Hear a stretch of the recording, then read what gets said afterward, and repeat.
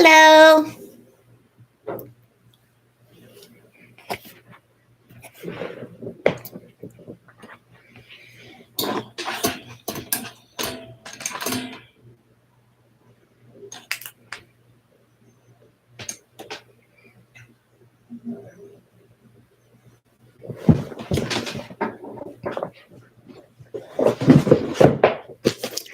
Hello.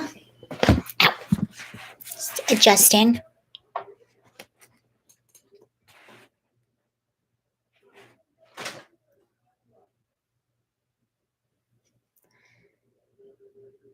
Good day. Hello, Dominique.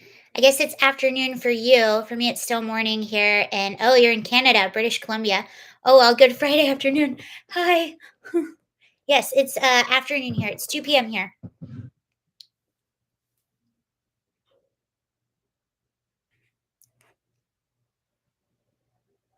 Number one fan here. Hi, Randolph. Hello, Tim.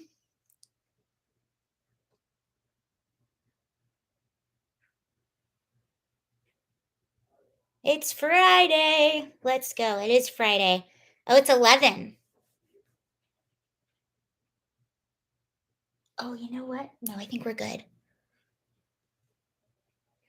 I was going to get Eva's asleep right beside me, and I have a feeling she's going to get up at some point and scratch the door.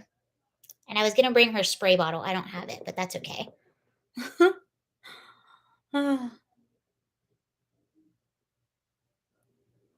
Yeah, this week, I think I like the 2 p.m. time.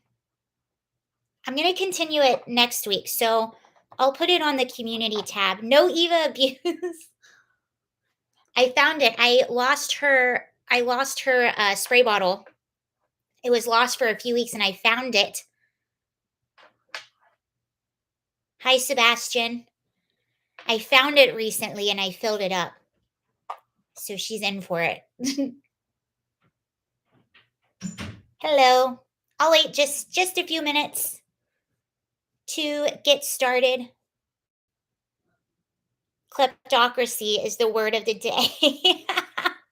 I actually didn't know that word existed until Joe Biden butchered it. Lost, your girl bamboozled you.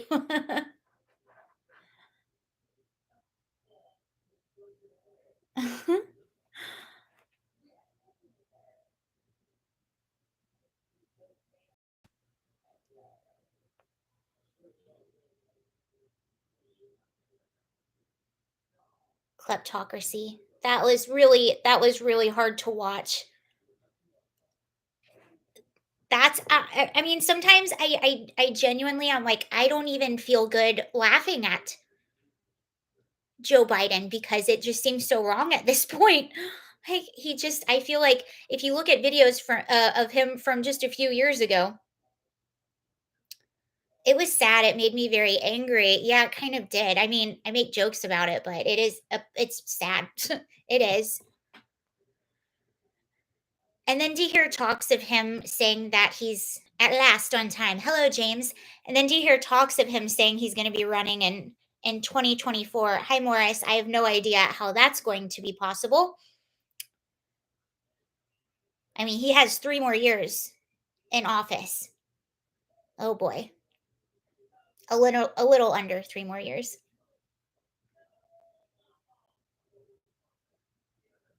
Morning. Okay, I'll go ahead and start. So Elon Musk has just really been triggering a lot of people. Yeah, you can't laugh at him. It's sad to see him go downhill. Oh, I hope he runs. He probably thinks that's tomorrow. I know.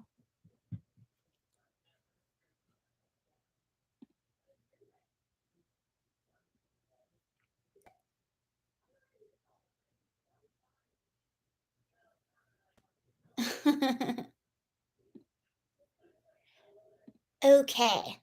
So this is really interesting. We've been talking about this all week. Greetings. Hi, Smitty. We've been talking about this all week. I told you all the story of I was just randomly talking to 2 girls that were younger. One was like 18, the other's 21. They're and if I had to guess, I would say from their personalities and that they are liberals. Most most college aged girls. One of them studying psychology. The other one, I believe, she's a senior in high school. And we were talking. They were asking me if I was red or blue, and I said, "Oh, I'm red." And they were like, "What?" They were surprised. Many people think, "Are you still in VA?" I'm in Virginia Beach. Yes, I am still in VA. Most people assume when they meet me and they sort of get to know my personality, they just assume that I'm very liberal, which I've said it before many times. A lot of my views on certain things have stayed the same, but the Democratic Party has gone so far to the left. Well, even we've been talking about Elon Musk a lot recently. He just purchased Twitter for 44, no, was it $54 billion? No, $44 billion. He purchased Twitter, and the leftist media has been absolutely freaking out. Uh, saying that this is a terrible thing for democracy. And if you were to ask me, Elon Musk is pretty liberal, and the one statement he said about purchasing Twitter is he wants it to be a platform of freedom of speech, which used to be, hello from Northeast Ohio, hello, which freedom of speech used to be a liberal thing, but not so much anymore. Well, he's been calling out far leftists. He recently had a tweet that said, "Leftists hate everyone else, themselves the most," which I believe is totally true. And a lot of their anger is projection and the fact that they're losing. And I think that one of the reasons why the leftist media is so upset about Elon Musk having control of Twitter is now, if you have freedom of speech, it actually exposes how unpopular a lot of their ideas are. They try to create this sort of narrative, this false world in the media that has all of these deeply unpopular things. It makes you feel like, well, everybody agrees with this. And if you're opposed to it, you're far right. They look at people like Joe Rogan as far right. They even started accusing Russell Brand of the same thing. They're holding Joe Rogan. At the same side of the political spectrum as someone that I would say probably is far right. That's how far left they have gotten. They're peeing down the leg. Free speech is bad for the public conversation. But Elon Musk recently tweeted out this meme, and I'll explain to you what it is. Um, the memes 2000. Okay, so the meme, he posted a meme on Thursday about how he's moved toward the right since 2008. The memes, oh, let me go from the beginning. Okay, Tesla CEO Elon Musk is opening up about his ideological shift toward the political right, posting a meme and numerous tweets ripping the left for being hijacked by extremists, forcing him toward the right. And in my personal story, I mentioned that when I was talking to them, they both of them being young and not girls that are super into politics, when I told them that I don't recognize the left anymore, I don't recognize liberals anymore, they knew exactly what I was talking about. So he said, "I strongly supported Obama for president, but today's Democratic Party has been hijacked by extremists." In the meme he posted on Thursday, he outlined how he's moved toward the right since 2008. The meme's 2012 timeline shows a fellow liberal on the left running toward the extreme far left, in effect, leaving another stick figure drawing labeled "me" move toward the center. By 2021, the timeline, a woke progressive, is now all the way on the far left, calling the stick figure labeled "me" or Musk, in this case, a bigot. Musk has stayed in the same spot in the meme that is now considered to be the right. So it shows Elon Musk in the middle, who has stayed the same. And as the years go by, the left goes farther and farther out to the point where they're pointing fingers at him in the middle, calling him a bigot. And some news sites tried to debunk this meme. They're saying, no, that's not what happened, but it totally is. Um, when Obama was running for his second term, this just goes to show you the right hasn't really changed. And I would even argue that the far right is a small minority of people. Let me know if you disagree. The right hasn't really changed. The left has just gotten so far left now that if you have any sort of moderate view, you're viewed as the right. You're viewed as a bigot. Even someone like Joe Rogan, who I would argue is a liberal, and policies that used to be Democratic policies or ideas that used to be Democratic ideas are now bad to them. For instance, freedom of speech. For instance, Obama used to be anti gay marriage. He even said that, I believe, when he was running for president on his second term. Um, Donald Trump is actually the first US presidential candidate in history to be pro gay marriage and to actually say that while he was campaigning.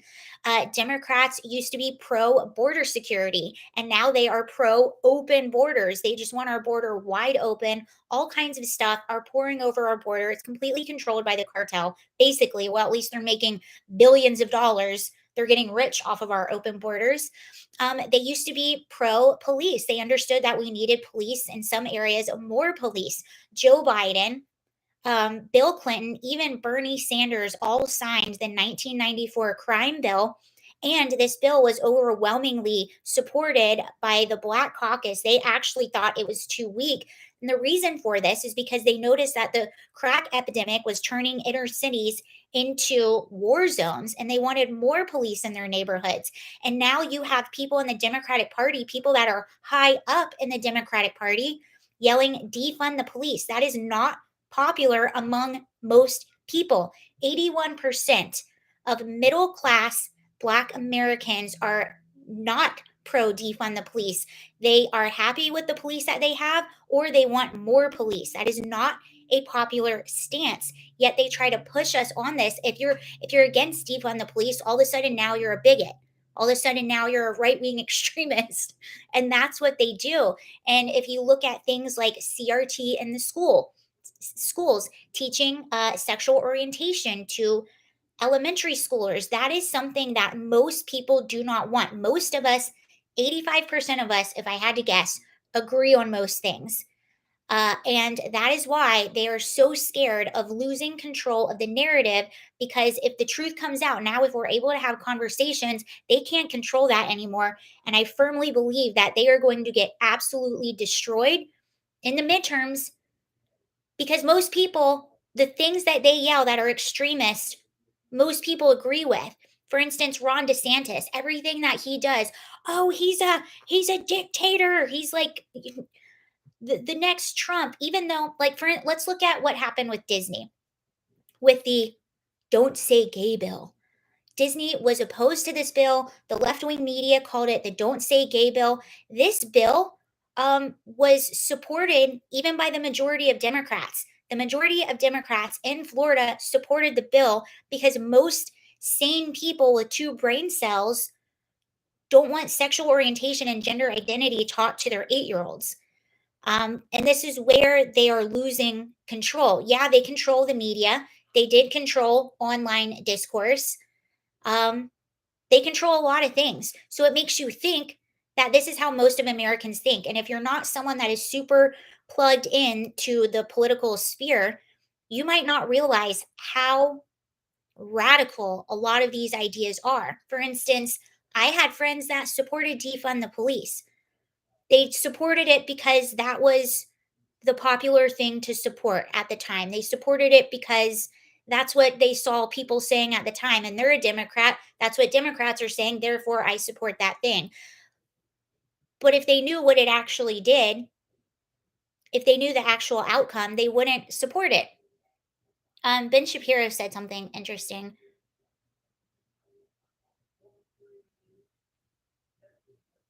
So he retweeted this graph, the same graph that I said graphed, the same graph or the same meme that Elon posted. And this is what he said: anyone who says the left has not radicalized over the course of the last 20 years is insane. In 2008, Barack Obama defended traditional marriage. The 2008 DNC platform said taking police off the street is neither tough nor smart. We reject this disastrous approach. 12 years ago, not a major Democrat in America would have contended that a boy can be a girl. Now the White House announces that states must be forced to allow puberty blockers and body mutilation for minors. Meanwhile, you literally cannot name a political position in which the right has moved right. It does not exist.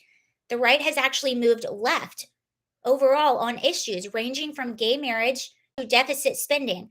By moving right, the media means reacting to left wing aggression, all of which means that the left's strategy to deal with the obvious truth of the Musk political spectrum meme is to move the Overton window over to the left, simply cutting off the right end of the spectrum, which is why they're so pissed at Musk taking over Twitter. I couldn't agree with that more. Aliens are coming? Hello, Philip. I couldn't agree with that more. And I think that's why you also see so many walk away stories. And, the beauty of the Trump administration is that it sort of opened the curtain for a lot of people. And once you see behind that curtain, you can't really unsee it, if you will.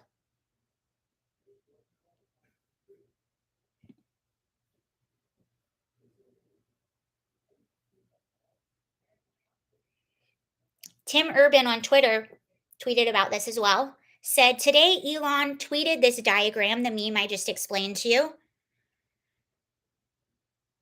which sums up how a lot of people feel, including me. Then a bunch of people responded with graphs showing that Republican politicians have moved farther to the right. In that time, Dems have moved left. Here's what I think is happening. It is true that in aggregate, the right it is true that on aggregate, the right has moved more to the extreme than the left in Washington. But the small group on the far left has become very culturally powerful, and out of fear, the rest of the left has allowed them to speak and make policies for the whole left.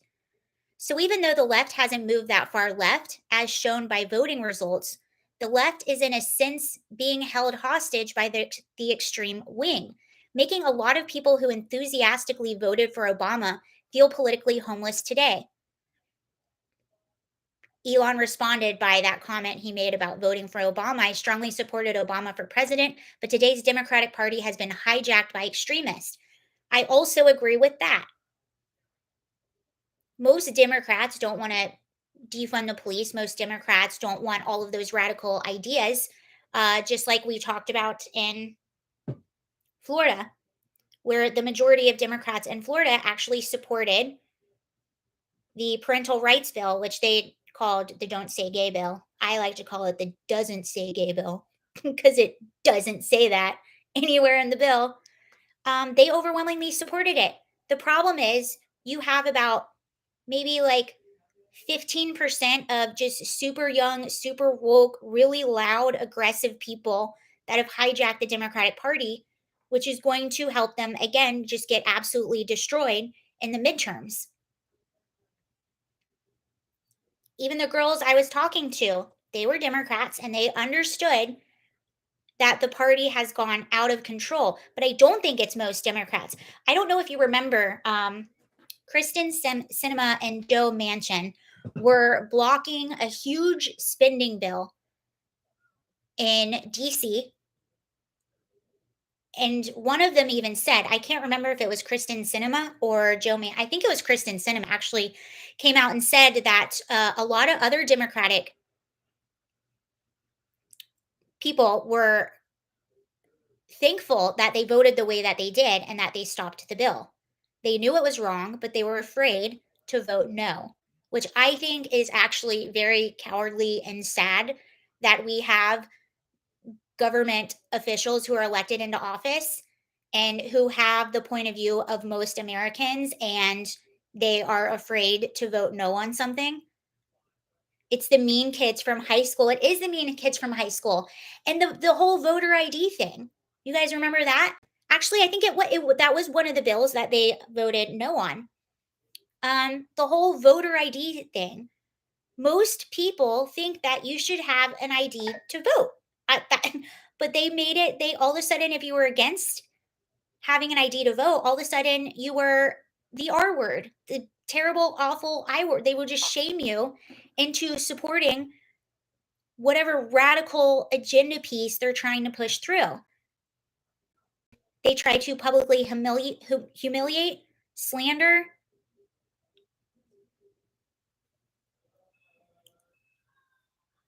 It's those things that will lose votes, and it's those things that will force people to vote Republican. Revenge of the nerds. Yeah, that voter ID bill never passed. Yeah, that was what there was two things that they tried to get passed and it didn't go through.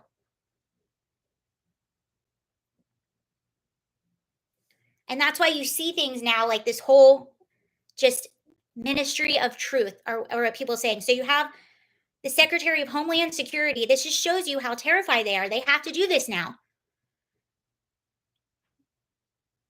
The Secretary of Homeland Security wants a disinformation board. By the way, what is disinformation? Who gets to decide that? Well, I'll show you the lunatic that they put in charge of this. This is this is who is going to be in charge.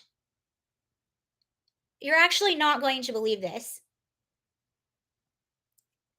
This is the disinformation czar. Wandering is really quite ferocious. It's when a huckster takes some lies and makes them sound precocious by saying them in Congress or a mainstream outlet. So information's origins are slightly less atrocious. It's how you hide a little, hide a little lie. It's how you hide a little, hide a little lie. It's how you hide a little, hide a little lie. When Rudy Giuliani shared that intel from Ukraine, or when TikTok influencers say COVID can cause pain, they're laundering disinfo, and we really should take note and not support their lies with our wallet, voice, or vote. Oh, information laundering is really quite ferocious. It's when a huckster takes some lies and makes them sound precocious by saying them in Congress or a mainstream outlet. So just information origins seems like they less atrocious.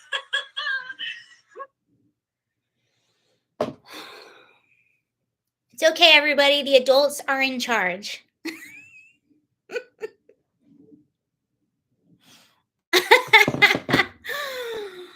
Uh, you can't make this up. Okay, they got Goofy's girlfriend.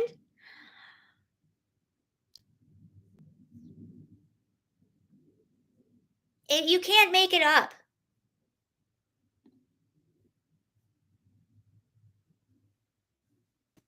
DeSantis actually spoken on this, and he says Republican Florida Governor Ron DeSantis vowed Friday to challenge the President Joe Biden's proposed Disinformation Governance Board, comparing it to an Orwellian Ministry of Truth. Couldn't get the McDonald's hamburger. You cannot have a ministry of truth in this country, DeSantis said in remarks made Friday morning in Williston, Florida. Let's get real here. Let's make sure we are doing things to benefit Floridians and Americans, but we are not going to let Biden get away with this one. We will be fighting back, he said. The governor compared Biden's efforts to war on conservatives protesting the decaying and discredited ruling elite in this country.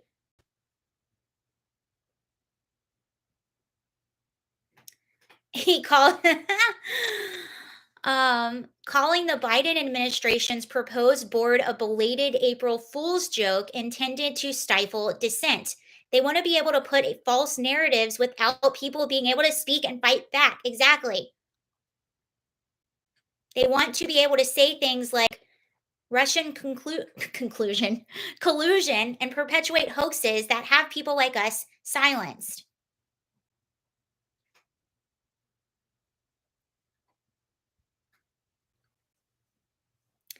Thank you, Ramos. I hate. And thank you for the super chat. Ramos Lambert says, I hate I'm white, heterosexual, and a male. LOL. Like I can change that. By the way, you have a squeaky voice, but I love it. My girlfriend has it, and I laugh when she gets mad till bedtime, and then I get that punch. Thank you for the super chat. Uh,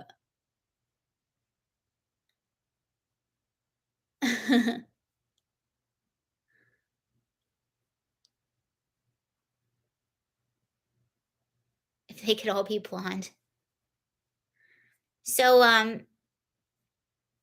some more things from the disinformation czar popped up. One being, I think I read this yesterday.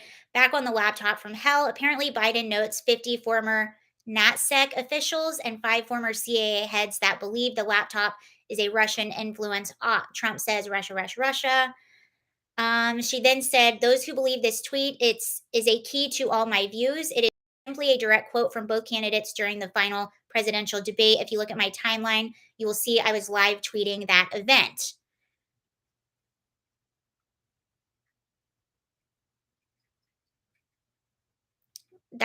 But we have lots more stuff from her. Jen Psaki was asked about this in the White House briefing. She said it sounds like the objective of the board is information and misinformation from traveling around the country in a range of communities. I'm not sure who opposes that effort, and I don't know who this individual is, so I have no comments on it specifically. She was asked about Jankowicz.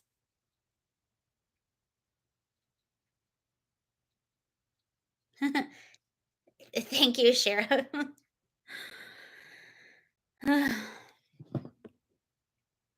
So there's that. And this is what's worrisome because we have Hunter Biden 2024. Let's go. Wouldn't that be something? Hunter Biden 2024. Eva, she's eating. Just only a second. Jen Saki. Jen, oh gosh. I just got that. Well, what's very alarming about all of this isn't just the fact that this disinformation governance board, doesn't that just sound like something from the Hunger Games? Cracky, that's a great crack you can believe in. Hunter Biden 2024, crack you can believe in. That's brilliant. That should be on a t-shirt. Who would be the vice president? Jen will do 100 circles and get back to you. Exactly. Circling. Um what's really bothersome is not okay, there she is. Hold on, let me get her. Eva. No.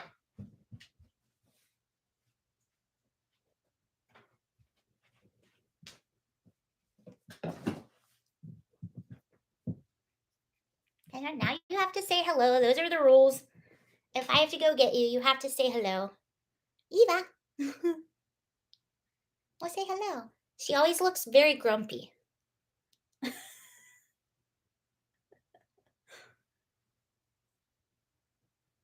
You're actually letting me hold you for a long time. Machine Gun Kelly with me? Yeah, I do take extra good. She eats good. She's very well fed. Ooh. It's like, help me. She always looks like that. You're being very calm.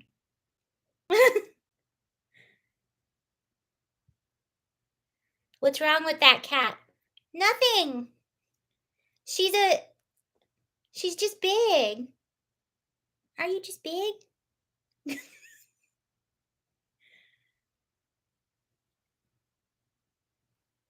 I'm actually surprised she's letting me hold her like this. Do you see yourself? Um, she has excuse my language, Eva has resting bitch face. She just does. She always looks like that. Don't you? Oh, Nick rubs.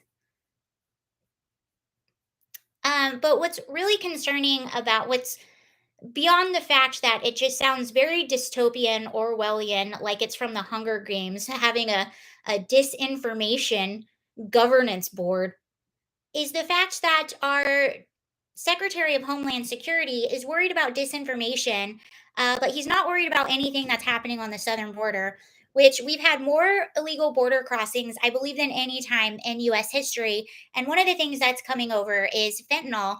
And listen to these now, fentanyl is now the leading cause of death among Americans 18 to 45. The poison is flowing in through our southern border and wreaking havoc on our communities. What's the swamp doing about it? They're sending $33 billion to other countries. No. Oh, you stinker. She got out.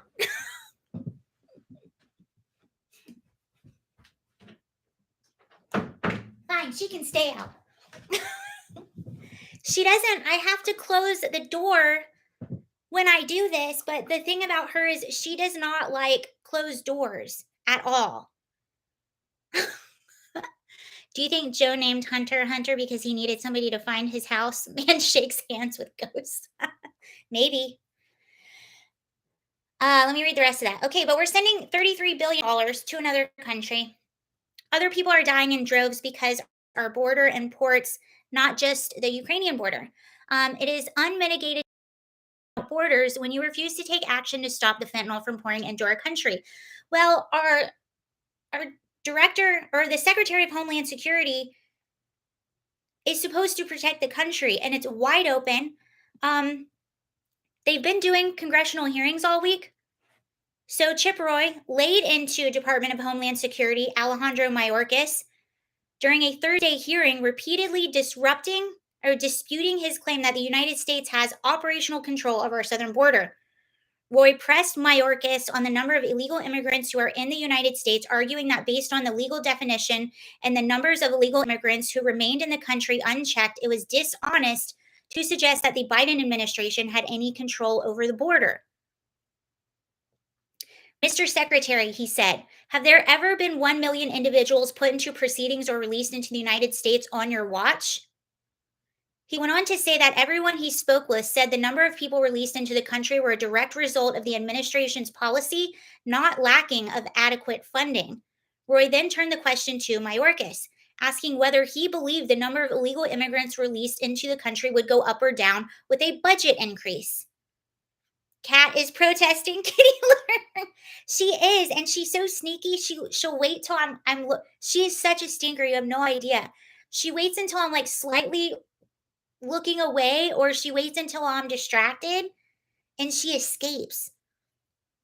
My older apartment, the front door, which I don't mind. I usually have the door open, but when I'm live streaming, I don't like to have it open.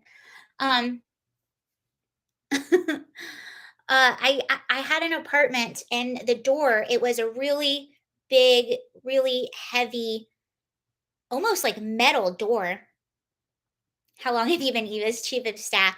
And I swear, and the handle was one of the handles that goes like that. And if the door wasn't so heavy, she would have been able to get it open. She would claw up and literally take her paw, and she knew how to move the handle. And she also knew that she needed to pull it back. But the door was just too heavy for her. She wasn't able to open it. Hello, Matt Kilgore. Um, would the number of people being released into the United States under current law, would it go down no matter how much we increased your budget? It would not, as they said. Do you agree, yes or no? Mayorkas said, Congressman, if I understand your question correctly, when individuals are in the United States and they make a claim for asylum, the number would not go down, is the answer, right? Yes or no? That's what they say. And I think you just answered it. It would not go down. The only plan that you offer, the plan that you just offered, is to process people faster and encourage more to come. So he's asking for more funding. What they're trying to blame what's going on the border, they're trying to blame it on well, first of all, they're trying to gaslight and say that they have control of the situation, and anytime that is pressed on, they'll go on to say, yes, we do have a broken immigration center system. But what they do is they make it try to sound like it's been broken for a really long time, and that's not true. A lot of the policies that Trump put in place were working. They were deterring people from making the dangerous trek across Mexico to come into the US, and they were deterring people from claiming asylum. And what you have to understand, I think it's roughly 90% of people that come over the border illegally and claim asylum do not meet asylum status. And think about what's happening in our country right now. We have crazy inflation, gas prices are high. We're being told we might have food shortages. And all of these people are coming into our country. By the way, oh yeah, and then we just got out of the pandemic, yet we're allowing all of these people to come over our border. That was the time that they chose to rescind all of these Trump policies with no backup plan in place.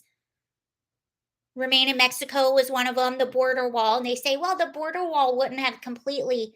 Okay, maybe it wouldn't have completely. I'm just playing devil's advocate right now. Maybe the border wall wouldn't have completely stopped everyone from being able to figure out a way over or under. I don't know what they do, but it would have what it would have done also is made that process a lot slower. So it would have enabled agents to go down and to catch people a lot easier.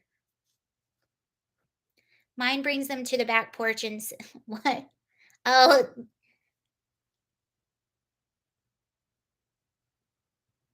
on the my are you talking about your cat bringing you dead bodies, dead animal bodies? Ooh. We know that to not be true. I know it's true. You know it's true. Cartel knows it's true, and people around the world know it's true, and that's why and that's why people are coming. That's false, Mayorkas says. The entirety of your plan says that. The Secure Fence Act of 2006 says what? Roy asked then, that the Secretary of Homeland Security shall take all actions the Secretary determines necessary to achieve and maintain operational control over the entire international land and maritime borders. Will you testify under oath right now that we do have operational control? Yes or no? Mayorkas says, yes, we do.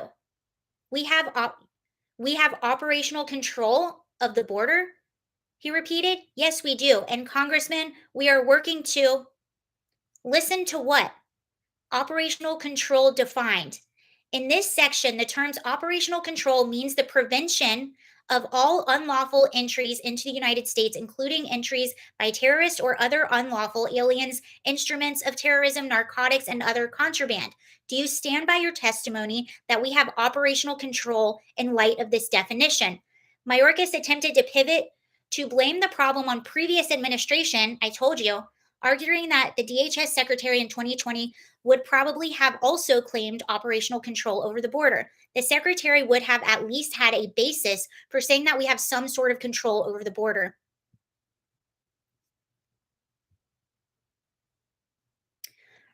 Roy went on to show a series of photos of Americans who had died as a result of fentanyl, what we just talked about, coming across the border illegally. And he was still showing the photos when Congressman Jerry Nadler interrupted to inform him that his time had expired. So that's how that was basically the gist of all of the hearings. I watched a lot of them. It were people asking questions, people giving numbers over how many illegal crossings there were, and Mayorkas just deflecting and continuing to say that we had operational control. Is there racism in south of the border? Yes, it is. This comes from my Spanish teacher from El Salvador. America isn't racist. It is the least racist. Oh wow, thank you for that. I didn't know that. Um, I know, and whenever people Mayorkas told us it was Trump's fault. He inherited a broken border system. No, if you remember day one on Joe Biden's administration, he signed all of these executive orders. He stopped remain in Mexico. He stopped construction of the border wall. There was one more thing that he stopped that pertained to the border. I believe he stopped a deal that we had with Mexico. Oh my gosh, what now this is going to bother me. There was one more thing that he stopped. He basically rescinded everything that Trump put in place that was actually working. The Remain in Mexico policy worked. And basically, what that means is if you come over the border illegally, or if you come to the border illegally and you want to claim asylum, you have to wait for your court date in Mexico. That was a deal that he made with Mexico, and that was working because a lot of the incentive, like I told you, 90% of people that come over the border illegally are not going to meet asylum status. So our system was awful. We had this catch and release system where you would catch the person coming over illegally, you would hand them a court date, and then they would just be released into the interior of the US until their court date, which could be months away. Now it's probably like over a year because they're so backed up. And most of the people would never show up in court. So they're just here in our country free illegally. And that catch and release system is what attracted a lot of people to come over the border because they know that they knew they would just be released. And they They got rid of that on day 1. Joe Biden got rid of that on day 1, and a judge actually ordered them to put back in place the remain in Mexico, but I don't think they're complying with that order. And that, I believe, they're in court right now. That might be what these hearings are.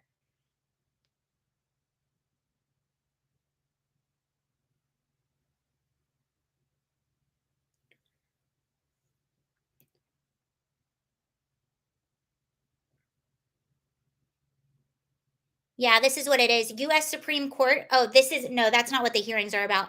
But the US Supreme Court hears arguments on whether Biden can toss Trump's remain in Mexico policy. The Biden administration had ended the policy that forced 700,000 migrants to remain in Mexico, but a federal judge in Texas forced the administration to restart the program in December. I do not believe they are complying with this, but it's in the Supreme Court now. Or no, they appealed it. Now it's in the Supreme Court.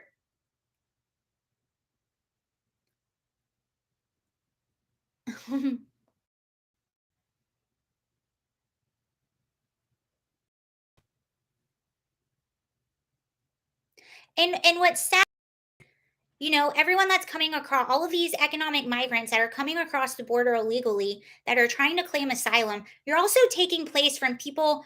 I think about women in the Middle East,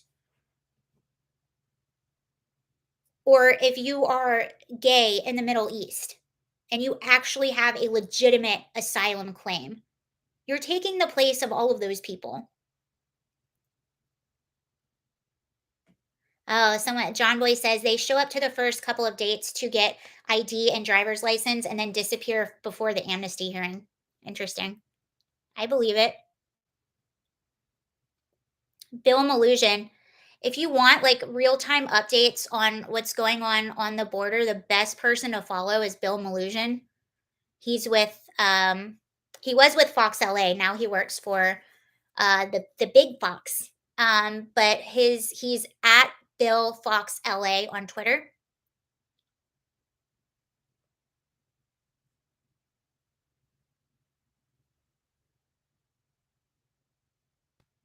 He has real time updates. He's been on the border since Biden took office. That's basically what his main job is.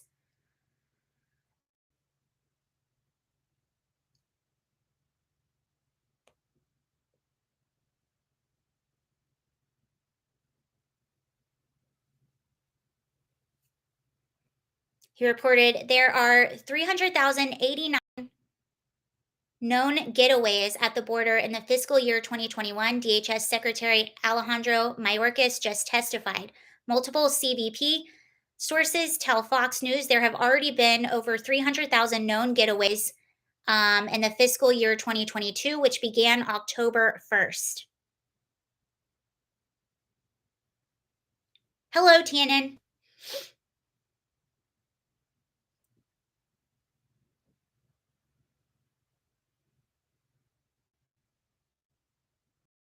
He says Congressman Jim Jordan just asked DHS Secretary Mayorkas if any of the 42 people on the terror watch list encountered at the U.S. border since Biden took office are still in the U.S. So I don't know if you heard about this, but 42 people that were on the terror watch list, I believe we talked about this yesterday, um,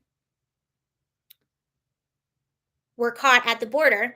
And Mayorkas was asked if he knew the status of these individuals, if they're in custody, if they've been deported, or if they've been released. And he said, I don't know. So, mm, mm.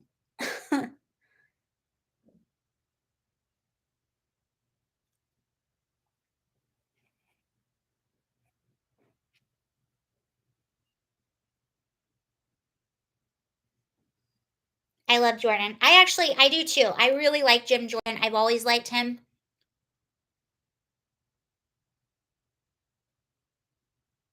Oh, this is interesting. So another big topic that has been going around recently is this national student loan debt forgiveness. Nancy Pelosi says Biden does not have the power to cancel student loans. People think that the president of the United States has the power for debt forgiveness, and he does not. Interesting.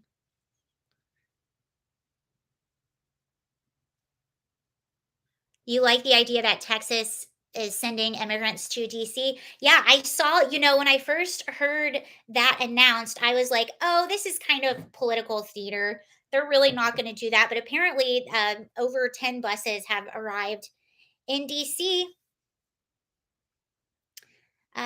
Philip said, would love to see Jim Jordan as speaker if Trump turns it down. I would actually like to see him as speaker as well. I like him a lot. I feel that he is a lot more honest than most. That's the sense I get from him.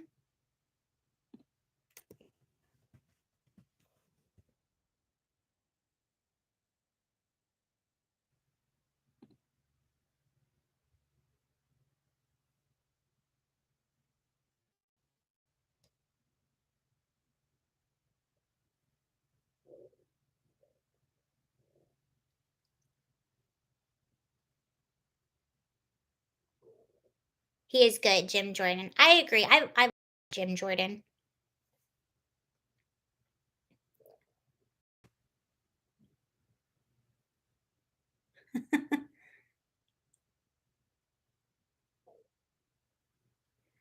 Actually, speaking of Jim Jordan, here he is. Misleading narratives undermine the Trump. This is him. Is this to Senator Mayorkas? Yeah, Representative Jim Jordan grills Secretary Alejandro Mayorkas over Biden's Disinformation Governance Board. Okay, let's see what he says. Let me turn it up. When he said the virus didn't come from a lab, did that undermine trust in government? Mr. Secretary, yesterday you announced the formation of Disinformation Governance Board at DHS. You put out a bulletin 2 months ago, big fancy bulletin here, red, white, and blue. You said that misleading narratives, dis and malinformation, MDM as you call it, misleading narratives undermine the trust in government. I was just wondering, when the head of the CDC, Ms. Walensky, said that the vaccinated can't get the virus, did that undermine trust in government? When the highest paid official in our government, the smartest man on the planet, Dr. Fauci, when he said the virus didn't come from a lab, did that undermine trust in government? And will that be something that this governing board will look at? How about this one? How about when 51 former Intel officials told us that the Hunter Biden story had all the earmarks of Russian misinformation? Will that be something that this governance board that you just formed, will you be looking into that? Congressman, the Disinformation Board addresses disinformation that imperils the safety and security of our homeland. And one of the primary areas that we are focused on is the dissemination of disinformation and its potential connectivity. That's not what your bulletin talked about. The gentleman's time. COVID. The gentleman's time has expired. I am permitting the witness to answer the question. The gentleman can say nothing now. It's witnesses. Do you remember Jerry Nadler said Antifa wasn't real; they were just an idea. About that, haven't seen much from Jerry Nadler recently. Maybe I just haven't been paying attention.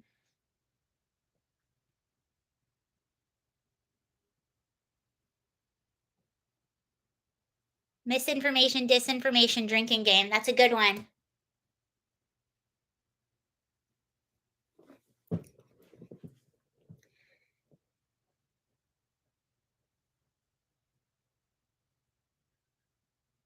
Gerald Nadler, aka the Penguin. He is penguin like. He very much is.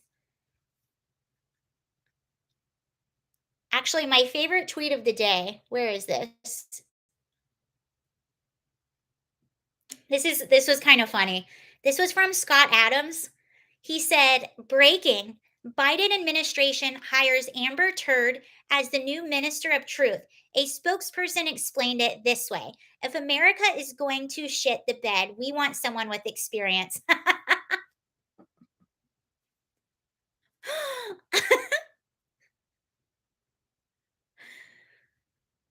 Ah.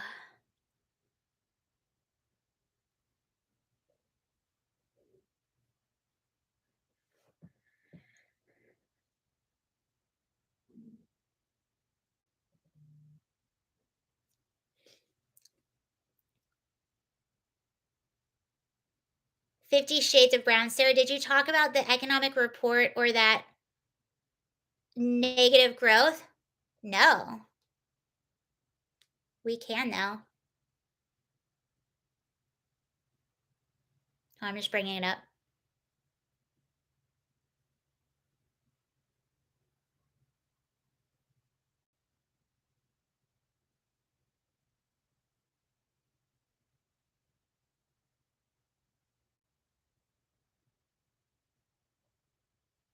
Jerry is a clown.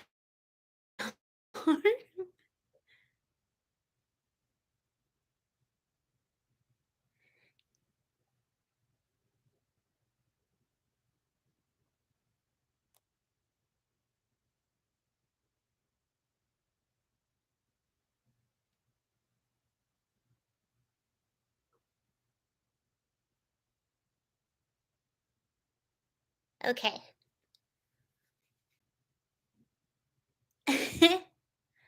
Harvard University professor Kenneth Rogoff, a former chief economist at the International Monetary Fund, told Mornings with Maria on Thursday that a contraction in the U.S. economy in the first quarter is shocking.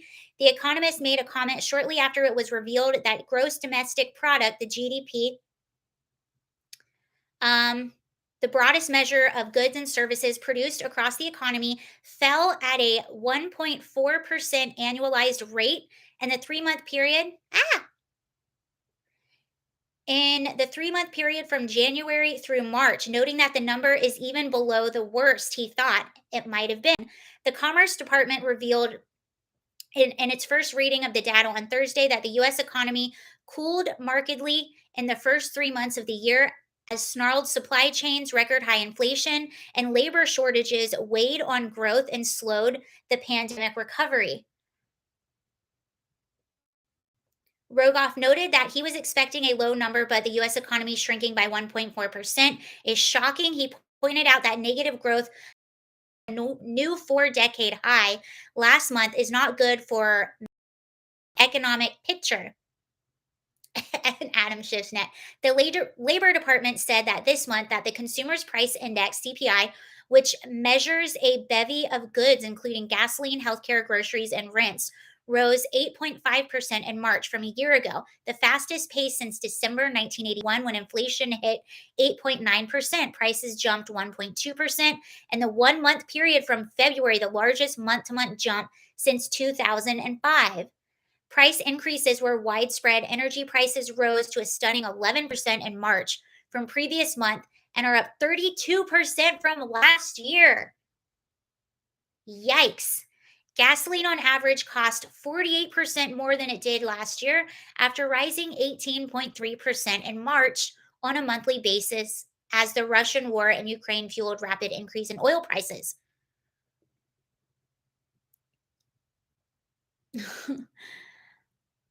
Rogoff noted that the economy growth is a story, but it's deteriorating. And the question is, how far? The consumer has a lot of money saved up from stimulus checks and savings from the pandemic. But on the other hand, inflation is really high.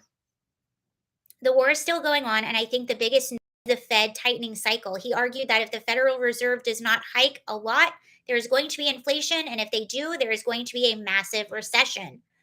So I've heard this a lot of a lot of people saying that a massive recession is coming. What I feel really worried about is I don't see how the Fed will bring inflation down to say 2% and not have a massive recession.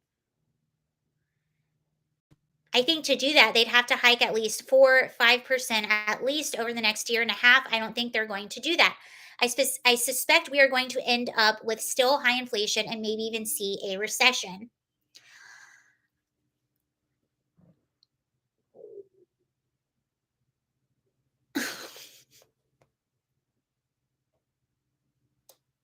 Well, that's not good. Gun to head, who would you take to dinner, Amber Heard or Jen Psaki? Whoa.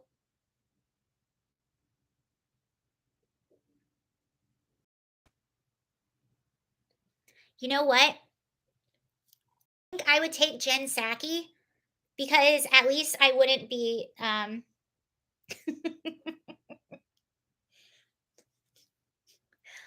do you would take Amber? I would choose Jen. I bet she's much more interesting. Yeah, I would choose Jen. Jen hasn't stabbed exactly, that's where I was going with that. I was like, I would rather go against the threat of any sort of violence. No, I would go with Jen, and I would just ask her a bunch of questions. Just keep asking questions.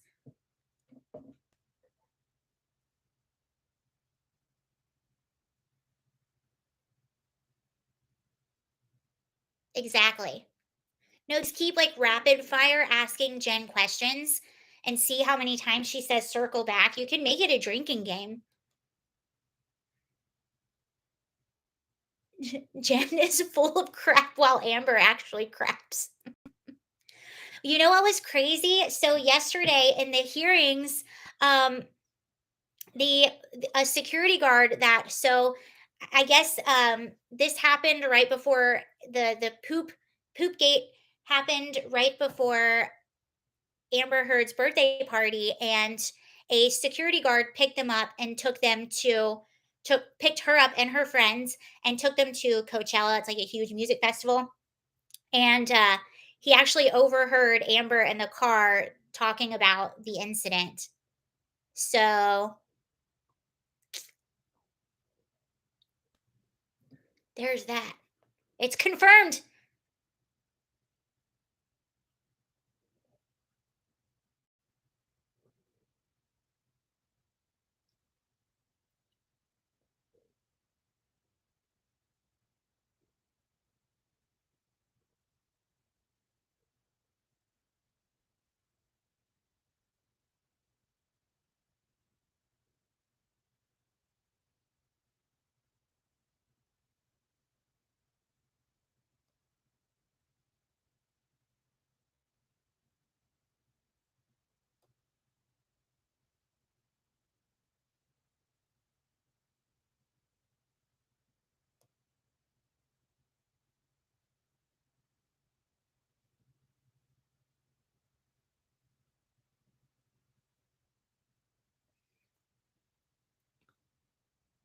Morris, you say that every single day. Her eyes are too close together. What?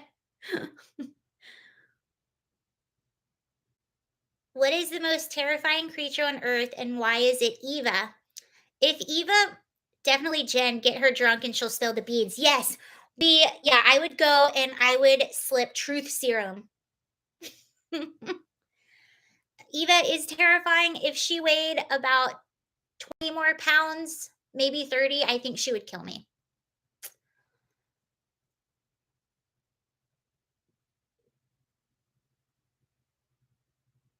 Amber Turd is trending on Twitter. Amber is our next director of social services. Well, that whole thing, all of that coming out about the ACLU helping her draft this op-ed, it really, in my opinion, was not a good look for the ACLU, and whatever credibility you thought, that really hurt their credibility. Cernovich says, I really hope more of you are following the Amber Turd trial. I like how everyone just casually calls her Amber Turd now. Like Donald Trump Jr. retweeted or an Amber Turd meme. But no, actually, I agree with Cernovich. This is one of the reasons why I've been watching this. Cernovich says, I truly hope more of you are following the Amber Turd trial. Many life lessons unlocked. And the illusion that celebrities and rich are leading great lives, they aren't. It's all a spell. Break free. Break free. Yeah, I mean, I've been watching this. There is so much to learn within this trial, and it's a cautionary tale. It really opens up the curtain behind Hollywood. It also shows how easily you can contrive an image for yourself that has nothing to do with how you really are. Amber Heard was a spokes was a what an ambassador for the ACLU, speaking out about how she was a victim and she escaped. It also shows toxic femininity, how, Amber Heard was on video recording taunting Johnny Depp, saying, go ahead, tell the jury that I'm the aggressor. I'm using YouTube friendly language, but taunting him. Go ahead. Go tell the jury that I'm aggressor. Go tell the world. See if they believe you. Taunting him that way because she knows how society is. And for a hot minute there, she was absolutely right. But I don't think that she ever thought Johnny Depp would actually sue her and actually take her to court in the manner that he did. And it is all coming out. And to me, that's typical of somebody who manipulative. I'll use that word. That is typical of someone who is manipulative because they are used to having control over you and they think that you're predictable and you're not going to stand up for yourself. And I think it's cool. And this trial is just I hope people learn from the trial. And it's really fascinating. Seems the world believes him. Yes, the world believes him. And what's also interesting is again, this goes with the theme at the very beginning of this whole live stream is that, the administration, they're trying to control the truth and they're trying to have this ministry of truth because they know that public opinion really doesn't go with what they know that their whole political party has been hijacked by extremists and none of these are popular among people. And you see that with the Johnny Depp trial. If you were to look, I think the media is starting to shift now because now they see where the public opinion is at. But at the beginning of this trial, we talked about it yesterday where they were saying, oh, Johnny Depp is trying to look slick so he can persuade people to believe him. The media was still, even though all of this information was out there, all of this information was coming to light, they were still on Amber Heard's side. But the public was not. Everybody is on Johnny Depp's side. That was even proven. I think it was saying that most of Amber Heard's support online were bots. Very interesting.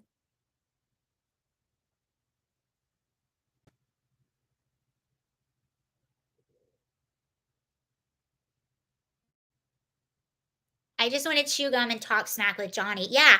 And the more her team tries to catch Johnny and try to make him look bad, it look better.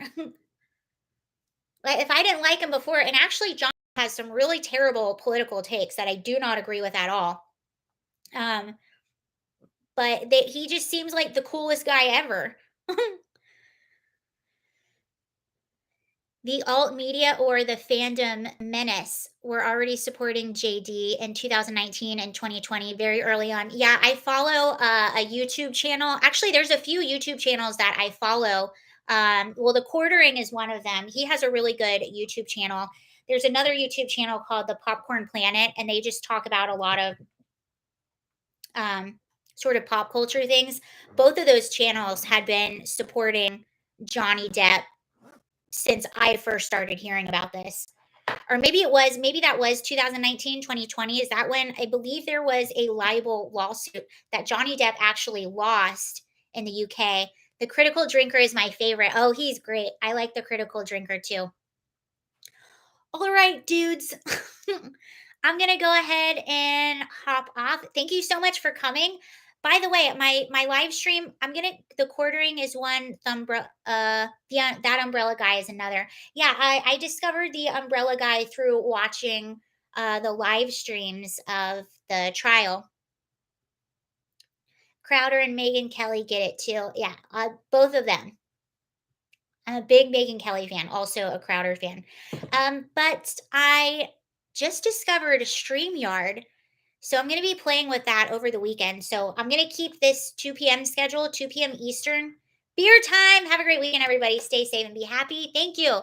I am going to keep the 2 p.m. Monday through Friday time through next week. So if you want to hang out again, it'll be 2 p.m. I'm going to test out StreamYard. So hopefully I can have better live streams where I can show you the news stories and stuff that I'm looking at.